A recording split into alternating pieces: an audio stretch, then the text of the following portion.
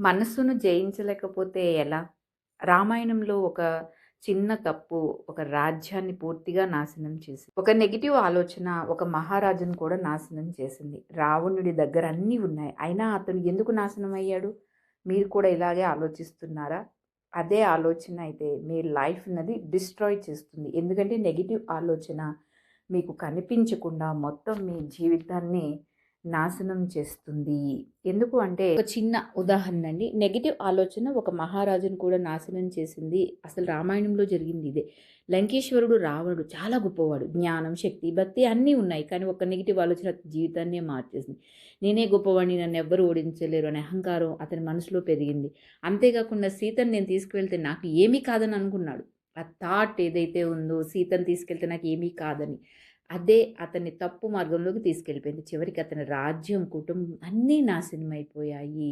Negative ఆలోచన అంటే భయం మాత్రమే కాదు, అహంకారం కూడా ఒక నెగెటివ్ థాట్.